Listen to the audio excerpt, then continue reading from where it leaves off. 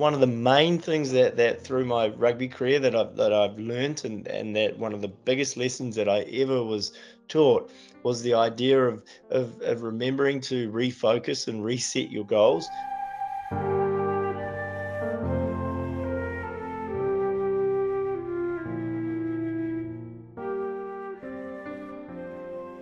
Process was pretty straightforward. It was a connection through the New Zealand Players Association and Joe Malcolm. We decided that it was time to make it public, and in a way that it would be able to help people, and especially in New Zealand, given the mass following and that of rugby. And so we did it very simply on a platform, basically one TV1, the news channel with 7 Sharp, with Hilary Barry, who was a reporter in the evening news. And we made it public, and the whole process there was very easy and good. And then the aftermath of it was quite incredible. It spread around the world like wildfire. It reached Norway, all through Europe, Asia, and Australasia, which was, just so humbling to actually see it spread so far and wide. And I think the main driving force behind that wasn't because of me, because I was just a simple rugby player who'd played for the All Blacks, but it was actually the brand, the All Blacks, and how powerful that brand was out there in the world, and that's what drove it,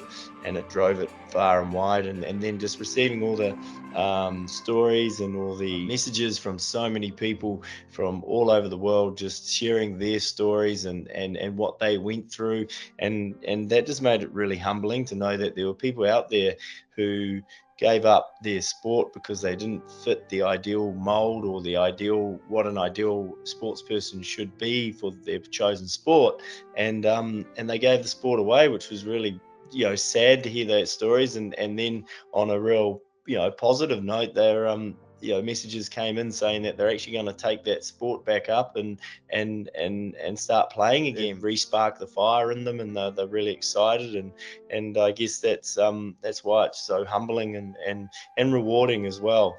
And I think when we set about to do this, make it public, we thought, if it helps one person, then it's a success, and we're happy. But by all accounts, it's touched a lot of people. So very, very humbling. One of the main things that through my rugby career that I've learnt, and that one of the biggest lessons that I ever was taught, was the idea of remembering to refocus and reset your goals. I think when I was selected into the All Blacks, I go into this in depth, in a little bit more in depth in my talks and that. But when I was selected for the All Blacks, I'd achieved this one main goal, and that was my full focus for my whole life, was this desire just to be an All Black. And I forgot that once I had accomplished that goal, I forgot to move the finish line. I forgot to reset, refocus, recharge, and go again. And in that sense, I forgot to say to myself, okay, I now want to be a great All Black, or now I want to be a long-term All Black. And I think that's one of the biggest learning curves I ever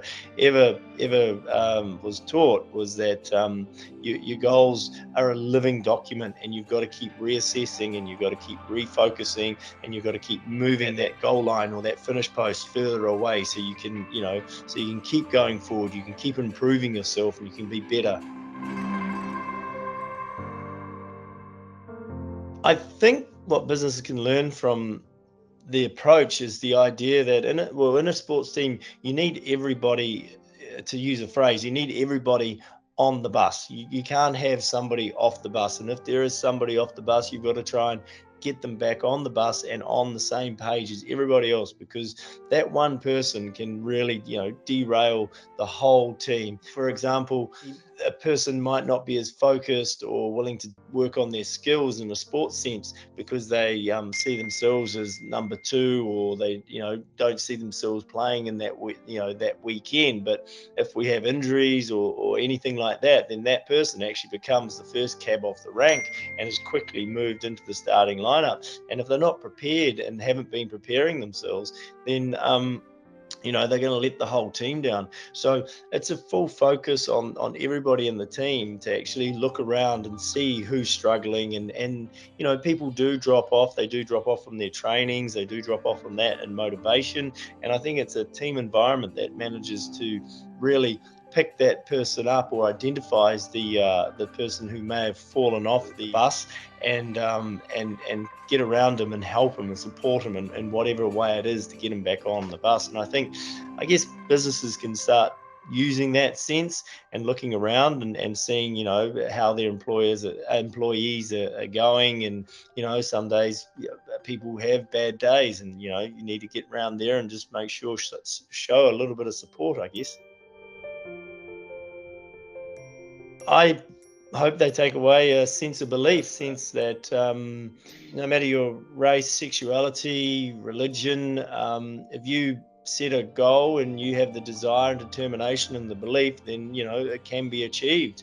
And so I hope that everyone takes that sense away from it, and the idea of respect, and remembering that it takes all types to make a community, and everyone is generally wanting to be nice and be equal. And we just have to give care and thought, and I guess just look around and be aware of the atmosphere or the environment you're in, and respect that.